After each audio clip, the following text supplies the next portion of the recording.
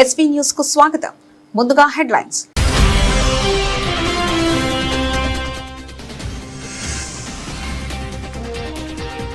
UNSC రేసులో Bharat సమరభేరి. Global south దేశాల గొంతుకగా నిలుస్తామన్న విదేశాంగ మంత్రి జైశంకర్.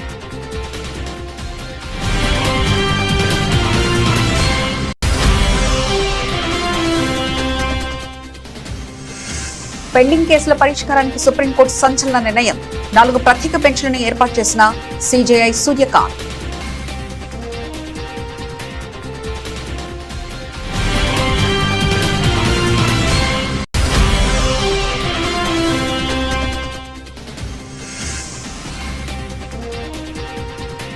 తమిళనాడు వైద్య రంగానికి సరికొత్త జవసత్వాలు. కొత్తగా ఎంపికైన సిబ్బందికి నియామక ఉత్తర్వులు పంపిణీ చేసిన సీఎం.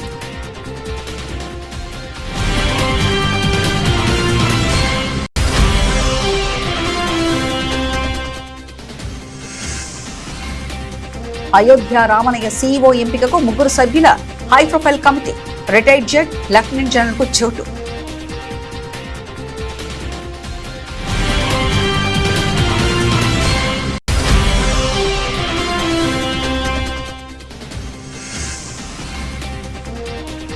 కేంద్ర ప్రభుత్వ సహకారంతో తెలంగాణలో విమానయాన విస్తరణ. ఎయిర్పోర్ట్ పనులపై సీఎం రేవంత్ రెడ్డి కీలక ప్రకటన.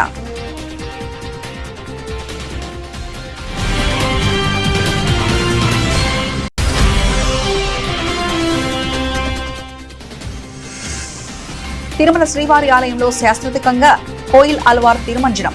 పవిత్ర పరిమళ ద్రవ్యాలతో గర్భాలయ శుద్ధి.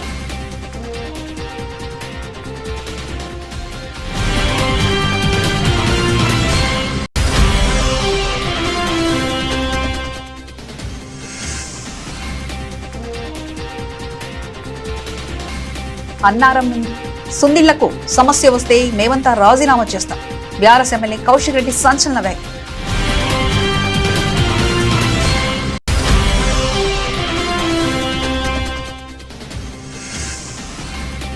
విశాఖ బోటు ప్రమాద బాధిత కుటుంబాలకు వైఎస్ జగన్ పరామర్శ. ప్రభుత్వం తక్షణమే స్పందించాలంటూ మీడియా ముందు ఘాటు వ్యాఖ్యలు.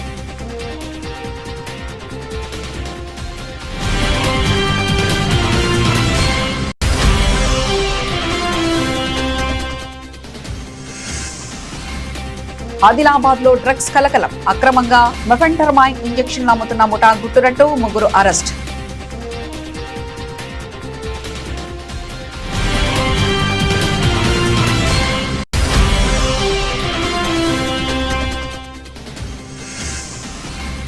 రాజధానిలో బలవంతపు భూసేకరణ. అంబటి రాంబాబు నిప్పులు. సియాజే రైతుల పరిరక్షణ కమిటీ మరోసారి భేటీ.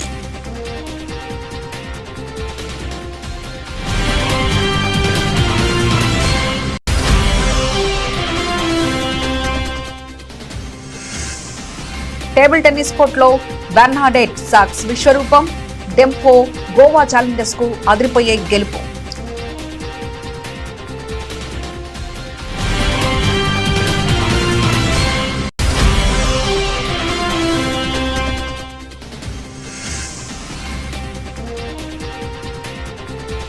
నష్టాలతో ప్రారంభమైన సూచీలు. 300 పాయింట్లు కోల్పోయిన సెన్సెక్స్.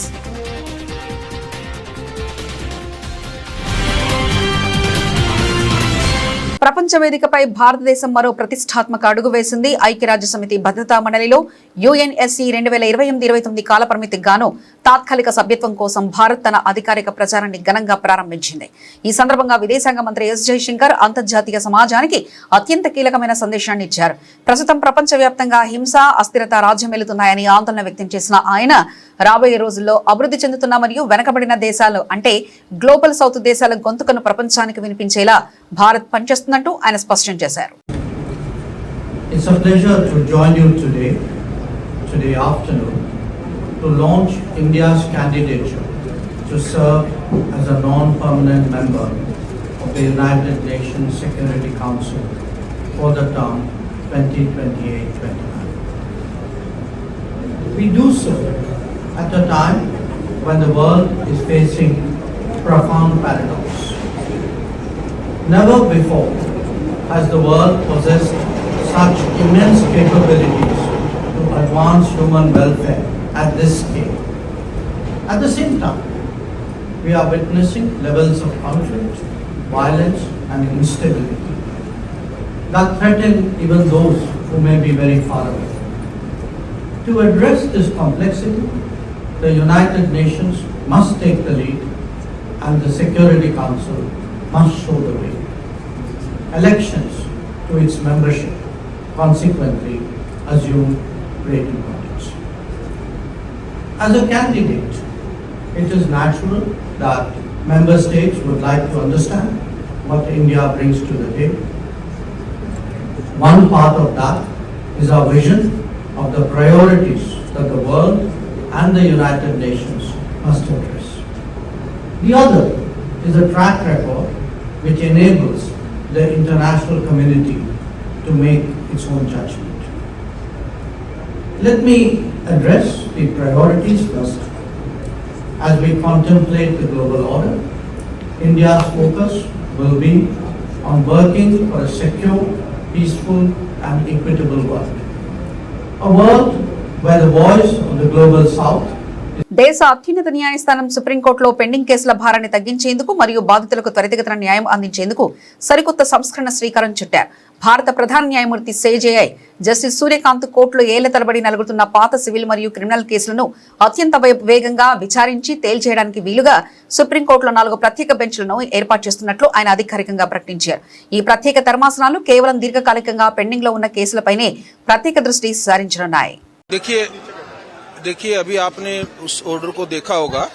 मैंने जो नया रोस्टर बनाया है उसमें 3 नहीं 4 बेंचेस को, 2 उसमें सिविल साइड के केसेस के लिए हैं और 2 क्रिमिनल केसेस के लिए हैं. 4 बेंचेस को मैंने स्पेशली कॉन्स्टिट्यूट किया है पुराने ओल्डेस्ट केसेस को सुनने के लिए. उसका पर्पज मेरा यही था कि आप देखेंगे टोटल जो तकरीबन 93,000 के आसपास जो टोटल केसेस सुप्रीम कोर्ट में इस वक्त पेंडिंग नजर आते हैं, उनमें से कम से कम भी 35 to 40% मैटर्स वो हैं जो पुराने मैटर हैं जिनमें लीव ग्रांट हो चुकी है और जो काफी साल पुराने मैटर्स हैं. क्योंकि नए मैटर्स के सर्कुलेट होने से बार बार उनमें नोटिस होने के बाद क्योंकि वही मैटर लगते रहते हैं तो उन पुराने केसेस को टच नहीं हो पा रहे थे. उससे कुछ लिटिगेंट्स में स्वाभाविक रूप से ऐसा भाव, ऐसी उनको एक फीलिंग आ सकती है कि हमारे पुराने केसेस को सुना नहीं जा रहा और बाद के जो नए केसेस फाइल होते हैं उन केसेस को प्रायोरिटाइज किया जाता है सुप्रीम कोर्ट में. तो ऐसा कोई इंप्रेशन किसी को ना रहे और उन पुराने केसेस को भी टाइमली सुना जा सके, इसके लिए मैंने इन 4 बेंचेस का कॉन्स्टिट्यूट किया है. తమిళనాడు ప్రజా ఆరోగ్య రంగాన్ని మరింత బలోపేతం చేసే దిశగా కొత్త ప్రభుత్వం కీలక అడుగులు వేసింది. రాజధాని చెన్నైలో జరిగిన అధికారిక కార్యక్రమంలో ముఖ్యమంత్రి విజయ్ వైద్య ఆరోగ్య శాఖకు కొత్తగా ఎంపికైన సిబ్బందికి నియామక ఉత్తర్వులను అందజేశారు. ప్రభుత్వ ఆసుపత్రిలో వైద్య సేవలను ప్రజలకు మరింత వేగంగా, నాణ్యంగా చేరవేయడమే లక్ష్యంగా ఈ నియామకాలు చేపట్టినట్లుగా పీఎం స్పష్టం చేశారు. చాలా కాలం నియామకాల కోసం ఎదురు చూస్తున్న యువతకు ఈ నిర్ణయంతో పెద్ద ఉపశమనం లభించింది. విధుల్లో చేరబోతున్న సిబ్బందికి ఆయన సందర్భంగా శుభాకాంక్షలు తెలియజేశారు. రోగులకు నిబద్ధతతో సేవలు అందించి ప్రభుత్వం వైద్యంపై ప్రజల్లో నమ్మకాన్ని పెంచాలని సీఎం పిలుపునిచ్చారు. ఈ నియామకాల్లో డాక్టర్లు, నర్సులు మరియు పారామెడికల్ సిబ్బంది ఉన్నట్లు సమాచారం. సీఎం చేతుల మీదుగా నియామక పత్రాలను అందుకోవడంపై అభ్యర్థులు మరియు వారి కుటుంబ సభ్యులు హర్షం వ్యక్తం చేస్తున్నారు. రాష్ట్రంలో ఖాళీగా ఉన్న ప్రభుత్వ ఉద్యోగాలను దశల వారీగా భర్తీ చేస్తామన్న హామీని నెరవేర్చే దిశగా ఈ కార్యక్రమం ఒక మంచి మైలురాయిగా నిలిచిందని విశ్లేషకులు భావిస్తున్నారు. అయోధ్య రామ మందిర పరిపాలన, పర్యవేక్షణ వ్యవహారాలను మరింత పారదర్శకంగా, సమర్థవంతంగా నిర్వహించేందుకు వీలుగా చీఫ్ ఎగ్జిక్యూటివ్ ఆఫీసర్ నియామకాన్ని శ్రీరామ జన్మభూమి తీర్థక్షేత్ర ట్రస్ట్ కసరత్తు ప్రారంభించింది. ఈ అత్యున్నత పోస్టుకు సరైన వ్యక్తిని ఎంపిక చేసేందుకు ఒక 3 సభ్యుల ప్రొఫైల్ కమిటీని ఏర్పాటు చేసినట్లు ట్రస్ట్ ప్రతినిధులు వెల్లడించారు. ఈ ప్యానెల్లో ఒక రిటైర్డ్ జడ్జ్, ఒక రిటైర్డ్ లెఫ్టినెంట్ జనరల్ మరియు షిరిడి సంస్థానం మాజీ ఉన్నతాధికారి సభ్యులుగా ఉన్నారు. మరోవైపు ట్రస్ట్లో విభేదాలు ఉన్నాయంటూ వస్తున్న వార్తలపై ట్రస్ట్ ట్రెజరర్ స్వామి గోవింద్ దేవగిరి స్పందిస్తూ తాను రాజీనామా చేసే ప్రసక్తే లేదని స్పష్టం చేశారు. ऐसे जो बड़े बड़े नाम होते हैं उनका अपना अधिकार होता है, इसलिए वे न्यासी होते हैं. लेकिन day to day and moment to moment ये काम कहीं पर भी कोई न्यासी नहीं कर सकता है. वो करेगा तो किसी के माध्यम से करेगा. अब वो ये सारे कामों को निगरानी से व्यवस्थित देखने के लिए कॉम्पिटेंट अथॉरिटी कोई चाहिए. उसी का नाम सीईओ होता है. तो किस प्रकार का सीईओ रखा जाए और उनके हाथ में ये सारा काम सौंप दिया जाए, यह हम लोगों का आग्रह गत 2-2.5 वर्षों से रहा है. वो हो नहीं पाया. लेकिन अब हम उसको करेंगे और उसके लिए भी, उसका चयन करने के लिए भी एक 3 लोगों की समिति बनाई है, जिसमें निवृत्त न्यायाधीश है, लेफ्टिनेंट जनरल है निवृत्त, और हमारे शिरडी के संपूर्ण मंदिर को सुव्यवस्थित करने वाले हावरे जी हैं। ये 3 लोग मिलकर के हम लोगों को 3 लोगों का चयन करके नाम भेजेंगे, उन 3 में से हम चयन करेंगे। इसकी एलिजिबिलिटी क्या होगी? क्या जो एप्लीकेशन कौन दे सकता है? कोई भी दे सकता है। वो उन्होंने केवल एक रखा है, वो ग्रेजुएट होना चाहिए और उसको व्यवस्थापन का कुछ अनुभव होना चाहिए। कल पूरे देश के मीडिया में कोषाध्यक्ष ने भी इस्तीफा देने का मन बनाया है, ऐसी वार्ता आने लगी। इसके कारण अनेक लोग आहत भी हुए, मुझे मैसेज और फोन भी आने लगे।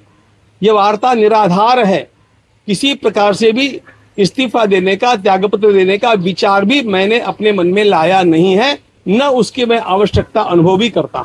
తెలంగాణలో ప్రాంతీయ విమానయాన రంగాన్ని బలోపేతం చేసే దిశగా రాష్ట్ర ప్రభుత్వం అడుగులు వేస్తుందని వరంగల్, ఆదిలాబాద్ ఎయిర్పోర్టుల నిర్మాణాన్ని నిర్ణీత గడువులోగా పూర్తి చేస్తామని ముఖ్యమంత్రి రేవంత్ రెడ్డి స్పష్టం చేశారు. కేంద్ర ప్రభుత్వ సహకారంతో 2028 జూన్ నాటికి ఈ 2 విమానాశ్రయాల పనులను విజయవంతంగా పూర్తి చేయగలమన్న ధీమాను ఆయన వ్యక్తం చేశారు. దీనికి సంబంధించిన రన్వేల విస్తరణ, భూసేకరణ మరియు సాంకేతిక అనుమతులపై రాష్ట్ర ప్రభుత్వం ప్రత్యేక దృష్టి పెట్టిందని ముఖ్యమంత్రి పేర్కొన్నారు. కేంద్ర మంత్రివర్యులు రామ్మోహన్ నాయుడు గారిని ఈరోజు తెలంగాణ రాష్ట్ర ప్రభుత్వం తరఫున వరంగల్ ఎయిర్పోర్ట్ మరియు ఆదిలాబాద్ ఎయిర్పోర్ట్కు సంబంధించి వారు చేపడుతున్న కార్యాచరణ, తెలంగాణ రాష్ట్ర ప్రభుత్వం నుంచి అందించాల్సిన సహకారం, వీటన్నిటికి సంబంధించి ఈరోజు వారిని కలిసి అధికారులు అదేవిధంగా మంత్రి గారితో చర్చించడం జరిగింది. ప్రధానంగా ఎర్రంనాయుడు గారికి అదేవిధంగా రామ్మోహన్ నాయుడు గారికి నాకున్న పరిచయము, తెలంగాణ ప్రజల పట్ల వారికి ఉన్న అభిమానము ఈరోజు ఈ విమానాశ్రయాల నిర్మాణానికి ఉపయోగపడుతున్నాయి. ప్రధానంగా రాష్ట్ర ప్రభుత్వాలు ముందుకు వచ్చిన మంత్రులు ప్రాధాన్యత క్రమంలో తీసుకోకపోతే పనులు ఆలస్యం జరగడానికి అవకాశం ఉంటుంది. కానీ రామ్మోహన్ నాయుడు గారు ఎప్పుడు అడిగినా అధికారులందరినీ పిలిపించి స్పష్టమైన ఆదేశాలు అధికారులకు ఇచ్చి ఈ ఆదిలాబాద్ అండ్ వరంగల్ ఎయిర్పోర్ట్ల నిర్మాణానికి అవసరమైన సంపూర్ణ సహకారాన్ని వారు అందిస్తున్నారు. మనస్ఫూర్తిగా వారికి నా అభినందనలు తెలియజేస్తున్నాను. ముఖ్యంగా భారత ప్రధానమంత్రి నరేంద్ర మోడీ గారు వికసిత్ భారత్ 2047 దేశానికి స్వతంత్రం వచ్చి 100 సంవత్సరాల ఉత్సవాలు జరుపుకునే సమయానికి $30 ట్రిలియన్ ఎకానమీగా ఈ దేశాన్ని అభివృద్ధి పదం వైపు నడిపించాలని వారు ఒక టార్గెట్ పెట్టుకొని పనిచేస్తున్నారు. అందులో తెలంగాణ రాష్ట్రం తరఫున కూడా మేము భాగస్వాములమై 2047కి తెలంగాణ రాష్ట్రము $3 ట్రిలియన్ ఎకానమీగా ఎదగాలని కోరుకుంటున్నాం. ఈరోజు దేశ జనాభాలో 2.5% ఉన్న తెలంగాణ దేశ ఆర్థిక వ్యవస్థలో 5% జీడిపిని రోజు కంట్రిబ్యూట్ చేస్తుంది. ఈ 5% జీడిపిని 10%కి పెంచుకోవాలనే విధంగా ఈరోజు మేము ప్రణాళికలు రచించుకున్నాం. 2034 లోపల $1 ట్రిలియన్ ఎకానమీ. కలియుగ వైకుంఠం తిరుమల శ్రీవారి ఆలయంలో అత్యంత పవిత్రమైన సాంప్రదాయ ఉత్సవం కోయిల్ అల్వార్ తిరుమంజనం శాస్త్రోక్తంగా ముగిసింది. రానున్న ముఖ్యమైన పండుగ లేదా ఉత్సవాన్ని పురస్కరించుకొని ఆలయ ప్రాంగణాన్ని శుద్ధి చేసే పవిత్ర కార్యక్రమాన్ని అర్చకులు, టీడీపీ ఉన్నతాధికారులు మరియు సిబ్బంది అత్యంత భక్తి శ్రద్ధలతో నిర్వహించారు. ఈ సందర్భంగా శ్రీవారి గర్భాలయంతో పాటు ఆనంద నిలయం లోపల ఉన్న ఉపాలయాలను ప్రత్యేక పరిమళ ద్రవ్యాలతో సువాసనభరితంగా మార్చారు. సనాతన ఆచార ప్రకారం ఏటా శ్రీవారి ఆలయంలో ముఖ్యమైన ఉత్సవాలు జరిగే ముందు ఈ కోయిల్ అల్వార్ తిరుమంజనం నిర్వహించడం ఆనవాయితీగా వస్తుంది. ఇందులో భాగంగా ఆలయ అధికారులు, సిబ్బంది అంతా కలిసి స్వామివారి గర్భగుడి ప్రాకారాలు, వెండి తలుపులు, స్తంభాలు మరియు పైకప్పును నీటితో క్షుణ్ణంగా శుభ్రం చేశారు. అనంతరం క్రిమి సంహార గుణాలు కలిగి సువాసనలు వెదజల్లే ఒక ప్రత్యేకమైన పవిత్ర మూలిక లేపనాన్ని సిద్ధం చేశారు. పచ్చకర్పూరం, సుగంధ ద్రవ్యాలు, కుంకుమ, చందనం, నామకొమ్మల మిశ్రమంతో తయారు చేసిన ఈ లేపనాన్ని గర్భాలయ గోడలకు, స్తంభాలకు మరియు సీలింగ్ కు అత్యంత భక్తి శ్రద్ధలతో పూశారు. ఈ సాంప్రదాయ లేపనం వల్ల ఆలయ ప్రాంగణమంతా ఒక అద్భుతమైన దివ్య పరిమళాలతో నిండిపోయింది. ఈ పవిత్ర కార్యక్రమం ముగిసిన అనంతరం స్వామివారికి ప్రత్యేక పూజలు నిర్వహించి యథావిధిగా భక్తులకు దర్శన భాగ్యాన్ని కల్పించనున్నారు. మన ఆచారం ప్రకారం ప్రతి సంవత్సరం 4 సార్లు ఆలయాన్ని శుభ్రపరచుకునే కార్యక్రమం ఉంటుంది. దాన్ని కోయిల్ అల్వార్ తిరుమంజనం అంటాం. ఉగాదికి ఈ సంవత్సరం మొదటిసారి చేసుకున్నాం. ఇప్పుడు ఆనివార ఆస్థానం సందర్భంగా చేస్తున్నాం. తర్వాత బ్రహ్మోత్సవాల ముందు ఇంకొకసారి వైకుంఠ ఏకాదశి ముందు చేయటం జరుగుతుంది.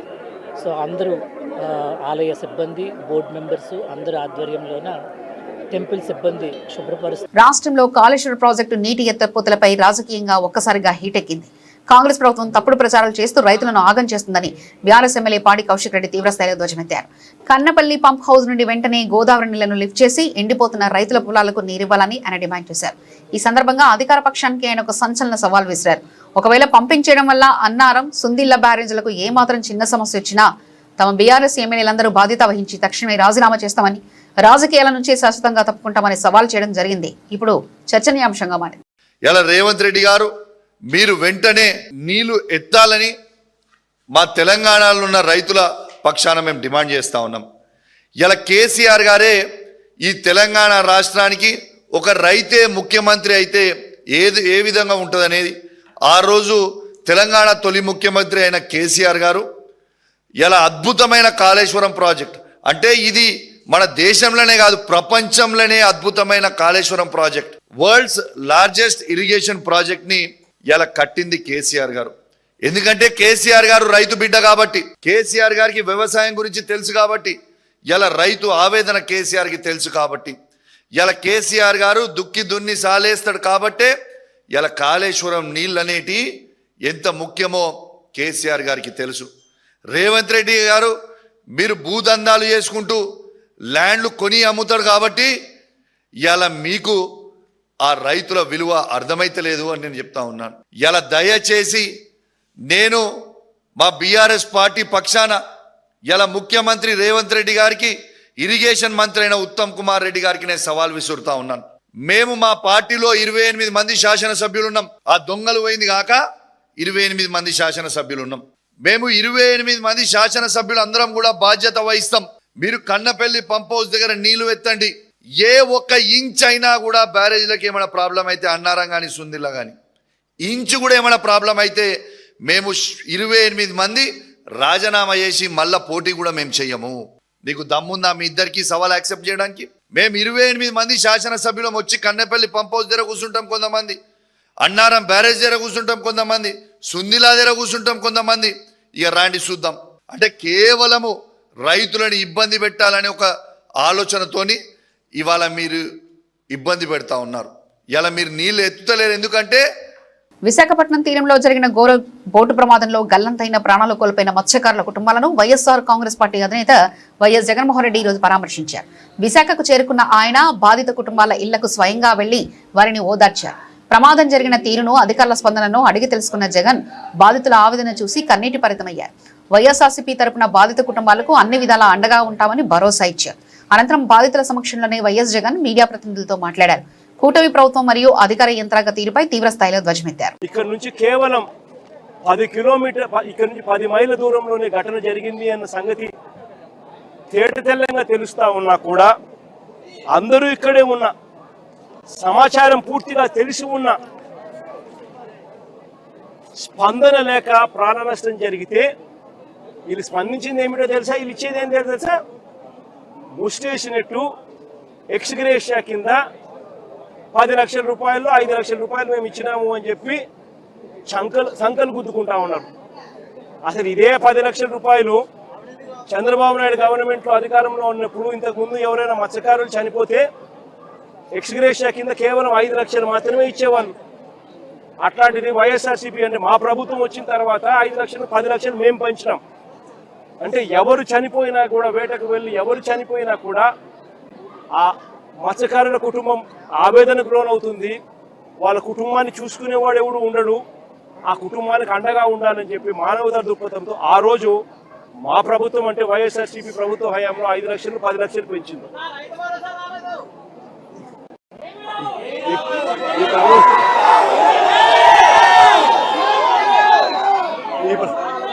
ఈ ప్రభుత్వంలో ఏమీ రాదు, అది పక్కన పెడితే ఆ 10 లక్షలు ఏదైతే అప్పట్లో గత ప్రభుత్వంలో మేము అనౌన్స్ మేము ఏదైతే ఇంప్లిమెంట్ చేసినామో, మామూలుగా ఏ తప్పు జరగకపోయినా కూడా, ప్రభుత్వం ఏ తప్పు చేయకపోయినా కూడా, నార్మల్ సర్కమ్స్టాన్సెస్ లో ఏదైనా దుర్ఘటన జరిగితే ఆ 10 లక్షల రూపాయలు ఇచ్చే పరిస్థితి. అలాంటిది ఇంత ప్రభుత్వం తప్పు జరిగినప్పుడు ప్రభుత్వమే దీనికి బాధ్యత వహించాల్సిన పరిస్థితి ఉన్నప్పుడు కేవలము ఆ 10 లక్షల్లోనే 5 లక్షలు ఇచ్చి చేతులు దులుపుకుంటాము అని అంటే ఇది కరెక్టేనా, న్యాయమేనా, ధర్మమేనా అని అడుగుతా ఉన్నా. మరొకసారి ఈ ప్రభుత్వం ఇలాంటి తప్పులు ఎవరు చేయకుండా ఉండాలి అని అంటే కలెక్టర్లు కానీ పోలీస్ డిపార్ట్మెంట్ కానీ ఒక కంప్లైంట్ కానీ చేతికి వస్తే అదే రోజే జరిగింది. ఇదొకటే కాకుండా వైఎస్ఆర్సీపీ ప్రభుత్వంలో ప్రతి సందర్భంలోనూ కూడా మానవతా దృక్పథంతో పలికిన పరిస్థితులే కనిపిస్తాయి. 2018లో నా పాదయాత్ర జరుగుతూ ఉన్నప్పుడు 22 మంది మత్స్యకారులు పాకిస్తాన్లో నిర్బంధించారు. నా పాదయాత్ర జరిగేటప్పుడు ఆ 22 మంది మత్స్యకార కుటుంబాలకు సంబంధించిన అక్క చెల్లెమ్మలు నా దగ్గరకు వచ్చి, అన్నా పాకిస్తాన్లో మా మొగుళ్ళందరూ కూడా ఇరుక్కొని పోయినారన్నా, వేటకు పోయిన పరిస్థితుల్లో పాకిస్తాన్ జైళ్లలో ఈరోజు నలుగుతా ఉన్నారన్నా అని చెప్పి ఆ కుటుంబ సభ్యులు నాకు చెప్తే 2018లో జరిగితే ఇది పాదయాత్ర జరుగుతూ ఉన్నప్పుడు నేను ఆ అక్క చెల్లెమ్మలకు మాటిచ్చిన, మన ప్రభుత్వం అధికారంలోకి వచ్చిన తర్వాత మీ వాళ్ళను ఖచ్చితంగా తీసుకొని వస్తాము అని చెప్పి. అధికారంలోకి వచ్చిన తర్వాత కేంద్ర ప్రభుత్వంతో మనం దౌత్యం జరిపించి 2020 జనవరి 5వ తారీఖున ఆ 22 మంది మత్స్యకారులను అక్కడి నుంచి విడుదల చేయించి రాష్ట్ర ప్రభుత్వం మళ్ళీ ఇక్కడికి తీసుకొచ్చింది. తీసుకురావడమే కాకుండా వాళ్ళ ప్రతి కుటుంబానికి కూడా ఒక 5 లక్షల రూపాయలు ప్రతి ఒక్కరికి చేతిలో పెట్టి మరి వాళ్ళకు జీవనాధారం కూడా చూపించింది ఆ రోజు వైఎస్ఆర్సీపీ ప్రభుత్వం. అప్పట్లో నేను ఇంకొకటి కూడా చెప్తా ఉన్నా, ఈ ప్రభుత్వం కనీసం వీళ్ళని చూడడానికి ఇంటికి కూడా రాలా, కనీసం ఆమె కూడా మానవత్వం కూడా లేని ఈ ప్రభుత్వం. నేను ఇలా ఈ కుటుంబ సభ్యులకు అందరికీ కూడా ఒకటే చెప్తా ఉన్నా, ఈ చెల్లికి చెప్తా ఉన్నాను, ఈ తల్లికి చెప్తా ఉన్నాను, చిన్నకు చెప్తా ఉన్నాను, ఈ ప్రభుత్వము స్పందించకపోయినా కూడా ఎవరు భయపడకండి, బాధపడకండి. కళ్ళు మూసుకొని కళ్ళు తెరిచేసరికి 3 ఏళ్ళు అయిపోతాయి. ఆ తర్వాత మన ప్రభుత్వం వస్తుంది. మన ప్రభుత్వం వచ్చిన ఒక నెలలోపే ఈ ప్రభుత్వం ఇవ్వకపోయినా జగనన్న ప్రభుత్వం ఈ కుటుంబాలకు తోడుగా ఉండి ఒక నెలలోపే మేలు చేస్తుందని చెప్తా ఉన్నాను. నాది బాధ్యత, ఖచ్చితంగా చేయిస్తాను. ఆదిలాబాద్ జిల్లాలో ప్రిస్క్రిప్షన్ డ్రగ్స్ ను అక్రమంగా విక్రయిస్తున్న ఓ పెద్ద నెట్వర్క్ ను పోలీసులు ఛేదించారు. శస్త్రచికిత్సల సమయంలో రోగులకు అత్యవసరంగా వాడే టెర్మిన్ ఇంజెక్షన్ ను డ్రగ్స్ అలవాటు ఉన్న వారికి అక్రమంగా విక్రయిస్తున్న ఒక ఆర్ఎంపీ వైద్యుడితో పాటు 3 పోలీసులు అరెస్ట్ చేశారు. ఈ ముఠాకు సహకరించిన మరో 4 నిందితులు పరారీలో ఉన్నారు. ఈ అక్రమ దందాకు సంబంధించిన వివరాలు జిల్లా ఎస్పీ అఖిల్ మహాజన్ మీడియాకు వెల్లడించారు. మనం ఆర్ఎంపీ అక్కడ పట్టుకోవడం జరిగింది. ఆర్ఎంపీ దగ్గర కొన్ని ఇట్లా టర్మిన్ పేరులో ఒక ఇంజెక్షన్ దొరికింది. ఈ జస్ట్ సర్జరీ డాక్టర్స్ దగ్గర ఉండాల్సింది. ఇతను ఏం చేస్తున్నారంటే ఇతను వాడుతున్నారు, ఇతను కాకుండా కొంతమంది ఆ డ్రగ్స్ అలవాటు అయిన వాళ్ళకి అమ్ముతున్నారు. దీనిలో ఒక పర్సన్ నిన్న రిమాండ్ కూడా అయ్యారు, చోటా ముషరఫ్ అతని పేరు. అతను కూడా ఇతను అమ్ముకున్నారు, ఇతను అంటున్నారు. అతని దగ్గర నుంచి మనకి 2-3 బాటిల్స్ దొరికినాయి. అతను ఎవరి నుంచి కొనుక్కుంటున్నారంటే ఒక సయ్యద్ కమరుద్దీన్ ఉన్నారు, ఇతను గెట్ వెల్ మెడికల్ షాప్ ఉంది మన ఆదిలాబాద్లో, అతని నుంచి ఇతను కొనుక్కుంటున్నారు. మరియు ఇంకొక రమేష్ గౌడ్, ఇతను కరీంనగర్ అయినా ఇక్కడ కూడా ఇతను జగదంబ ఫార్మసీ ఉంటుంది and surgical RTC bus stand, వీళ్ళిద్దరి నుంచి కొనుక్కుంటున్నారు. ఈ ఆర్ఎంపీ 390-400 రూపీస్లో కొనుక్కొని ఒక్కొక్క బాటిల్ 1500కి అమ్ముతున్నారు. ఈ ఇంజెక్షన్తో ఏమవుతుంది అంటే ఒక మత్తులాగా వస్తుంది, ఎందుకంటే ఇది సర్జరీ చేసినప్పుడు వాళ్ళు ఇస్తారు, సో దట్ ఆ పెయిన్ తక్కువ కావాలి, మళ్ళీ ఆ మత్తులో పోవాలి. సో వీళ్ళకు కూడా ఇది ఐడెంటిఫై చేసి ఇప్పుడు ఈ వాడుకోవడం స్టార్ట్ చేశారు. మన జిల్లాలో ఇది 3rd కేసు. ఇంతకుముందు కూడా 2 కేసెస్ చేశాము, 2 హాస్పిటల్స్ గట్టా దొంగతనం అయినాయి. ఇప్పుడు ప్రతి ఒక్కరు హాస్పిటల్ మేనేజ్మెంట్ మరియు ఫార్మసీ వాళ్ళతో మనవి, అనవసరంగా ఇట్లయినా ఇన్వాల్వ్ కాకండి, ఎందుకంటే మీ మెడికల్ లైసెన్స్ పోతుంది. ఇప్పుడు ఈ 2 మెడికల్ షాప్స్ గురించి కూడా మనం లైసెన్స్ క్యాన్సిల్ చేయమని మనం డ్రగ్ అండ్ కంట్రోల్ అథారిటీకి లెటర్ రాస్తాము. అది కాకుండా హాస్పిటల్లో కూడా ఎట్లయినా యాక్టివిటీస్ దొంగతనం అయితే త్వరగా అది రిపోర్ట్ చేయాలి. చాలామంది డాక్టర్స్ ఆ రిపోర్ట్ చేయరు. ఈ లాస్ట్ 2 ఇన్సిడెంట్స్లో కూడా మనకి డాక్టర్స్ నుంచి అప్పుడు ఇన్ఫర్మేషన్ రాలేదు. ఎఫ్ఐఆర్ అయిన తర్వాత ఆ హాస్పిటల్ నుంచి దొంగతనం చేశారంటే తెలిసింది. ఈ కౌంట్లో అంటే కౌంటెడ్ క్వాంటిటీలో వాళ్ళు అమ్ముతారు, కౌంటెడ్ క్వాంటిటీలో డాక్టర్స్ దగ్గర పోతుంది. సో ప్రతి ఒక్కరితో అదే మనవి, దయచేసి ఈ ఇట్లయినా ఇంజెక్షన్స్ లేకపోతే ఇట్లయినా మెడిసిన్స్ ఎవరైనా వాడుకుంటే ఆ నేరం అమ్మిన వాళ్ళపైన కూడా అదే కేసు అవుతుంది. ఎందుకంటే ఇది షెడ్యూల్ X డ్రగ్, ఎవరైనా ప్రిస్క్రిప్షన్ లేకుండా అమ్మదానికి లేదు, మరియు అది కూడా డైరెక్ట్లీ డాక్టర్స్కి అమ్మాలి ఎవరైనా సర్జరీ చేస్తారు. సో దయచేసి ఇది పోలీస్కి డ్రగ్ ఫ్రీ తెలంగాణ చేయాల్సింది. దానిలో ఏంలో మన అందరికీ. అమరావతి రాజధాని ప్రాంతంలో భూసేకరణ అంశం మరోసారి తీవ్ర దుమారం రేపుతుంది.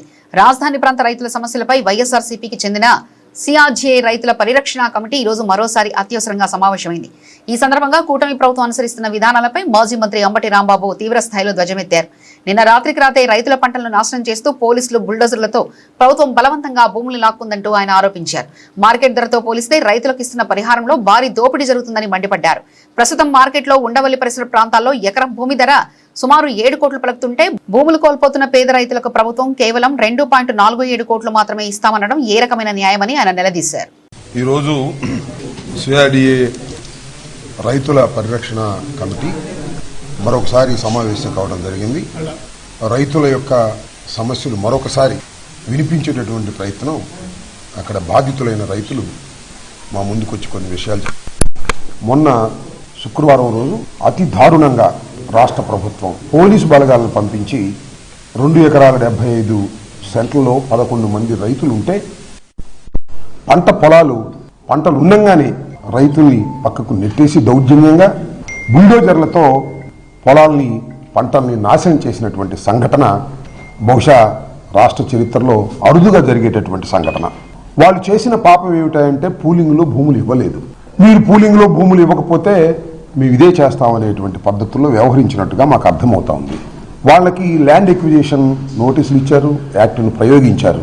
కానీ ఏ స్టెప్ని కూడా కరెక్ట్గా ఆచరించుకోకుండా వాళ్ళని బుల్డోజ్ చేసి రైతాంగాన్ని నష్టపరిచేటటువంటి కార్యక్రమం చేస్తున్నారు.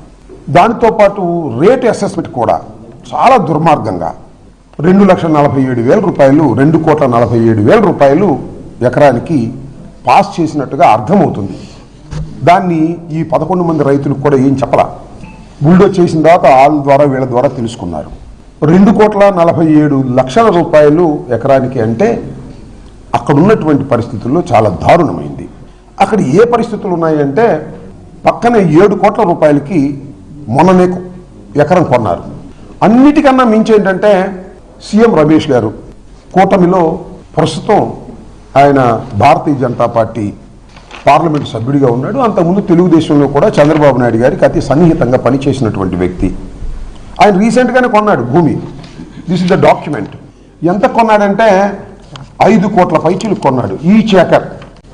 ఇది 5 కోట్లు కొన్నాడో 8 కోట్లకు కొన్నాడో కానీ డాక్యుమెంట్లో మాత్రం 5 కోట్లని ఉదాహరించారు. దానికే స్టాంప్ డ్యూటీ కూడా కట్టాడు. ఇంతకన్నా ఏం ఉదాహరణ కావాలి చెప్పండి. అల్టిమేట్ టేబుల్ టెన్నిస్ లీగ్లో డెంపో గోవా ఛాలెంజర్స్ జట్టు అద్భుత ప్రదర్శనతో దూసుకుపోయింది. ఉత్కంఠభరితంగా సాగిన పోరులో హెచ్వీఆర్ కోలకత్తా థండర్ బ్లడ్ను డెంపో గోవా ఛాలెంజర్స్ ఓడించి ఘన విజయాన్ని సొంతం చేసుకుంది.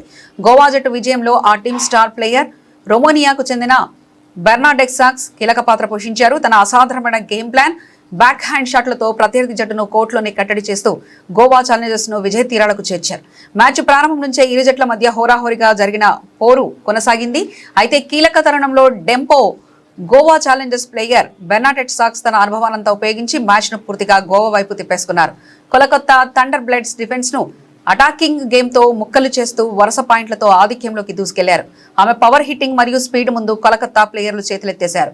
బెర్నాడెట్ సాక్స్ అందించిన ఈ భారీ విజయంతో లీగులో డెంపో గోవా ఛాలెంజర్స్ తమ స్థానాన్ని మరింత పటిష్టం చేసుకుంది. పశ్చిమాసియాలో కొనసాగుతున్న ఉద్రిక్తతలు దేశీయ సూచీల నష్టాల బాటలో నడిపిస్తున్నాయి. ఇరాన్ అమెరికా యుద్ధ నేపథ్యంలో అంతర్జాతీయంగా ముడి చమురు ధరలు పెరిగాయి. బ్రెంట్ క్రూడ్ ఆయిల్ ధర పెరగడంతో డాలర్తో పోల్చుకుంటే రూపాయి మారకం విలువ 96.14 భారీగా పతనమైంది. మరోవైపు బ్యాంకింగ్ షేర్లు అమ్మకాల ఒత్తిడికి లోనవుతున్నాయి. ఈ నేపథ్యంలో సెన్సెక్స్, నిఫ్టీ నష్టాల్లో కదలాడుతున్నాయి. గత సెషన్ ముగింపు 77,666తో పోల్చుకుంటే మంగళవారం ఉదయం దాదాపు 400 పాయింట్ల నష్టంతో మొదలైన సెన్సెక్స్ ఆ తర్వాత కొద్దిగా పుంజుకుంది. ఉదయం 9:30 సమయంలో సెన్సెక్స్ 329 పాయింట్ల నష్టంతో 77,287 వద్ద కొనసాగుతుంది. మరోవైపు నిఫ్టీ కూడా సెన్సెక్స్ బాటలోనే కదలాడుతుంది. ప్రస్తుతం 71 పాయింట్ల నష్టంతో 24,139 వద్ద కదలాడుతుంది. సెన్సెక్స్ నిఫ్టీలో Biocon, container corporation, FCX India, Nalco, Astral India మొదలైన షేర్లు లాభాల్లో ఉన్నాయి. బులెటిన్ ముగించే ముందు హెడ్లైన్స్ మరోసారి చూద్దాం.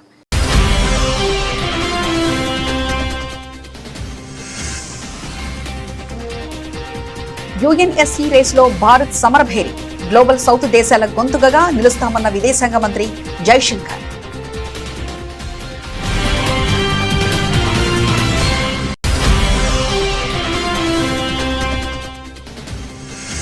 పెండింగ్ కేసుల పరిష్కారానికి సుప్రీంకోర్టు సంచలన నిర్ణయం. 4 ప్రత్యేక బెంచ్లను ఏర్పాటు చేసిన సిజేఐ సూర్యకాంత్.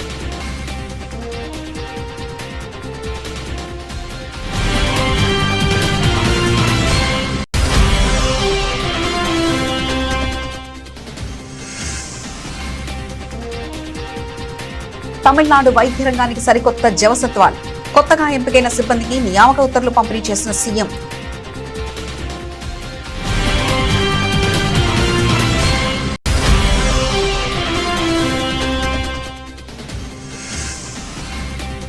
అయోధ్య రామనయ్య సీఈఓ ఎంపికకు 3 సభ్యుల హైప్రొఫైల్ కమిటీ. రిటైర్డ్ జెడ్ లెఫ్టినెంట్ జనరల్ కు చోటు.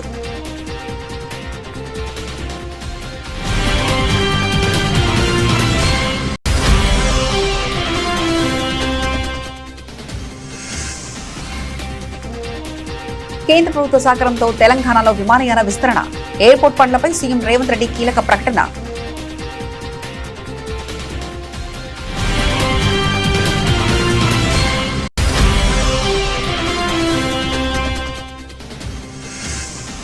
తిరుమల శ్రీవారి ఆలయంలో శాస్త్రోక్తంగా కోయిల్ అల్వార్ తిరుమంజనం.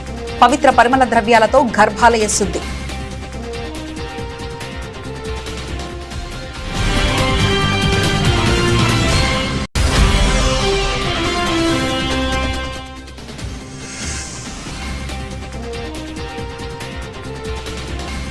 అన్నారం సుందిళ్లకు సమస్య వస్తే మేమంతా రాజీనామా చేస్తాం.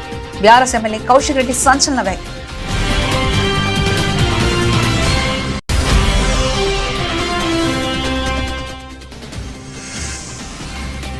విశాఖ బోటు ప్రమాద బాధిత కుటుంబాలకు వైఎస్ జగన్ పరామర్శ.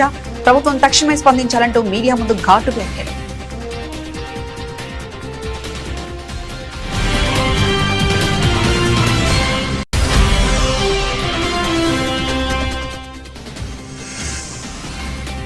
ఆదిలాబాద్ లో డ్రగ్స్ కలకలం. అక్రమంగా మెఫెంటర్మైన్ ఇంజెక్షన్లు అమ్ముతున్న ముఠా గుట్టురట్టు. 3 అరెస్ట్.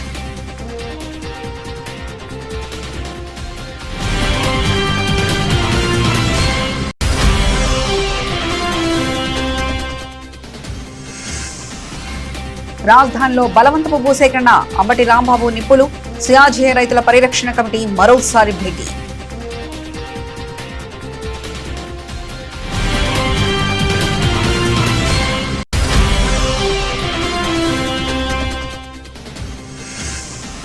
టేబుల్ టెన్నిస్ కోర్టులో బెర్నాడెట్ సాక్స్ విశ్వరూపం. డెంపో గోవా ఛాలెంజర్స్ కు అదిరిపోయే గెలుపు.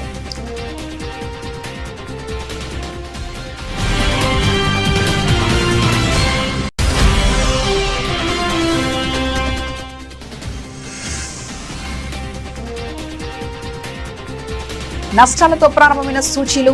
300 పాయింట్లు కోల్పోయిన సెన్సెక్స్.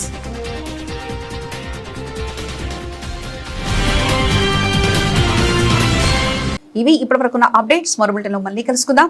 అంతవరకు సెలవు. నమస్కారం.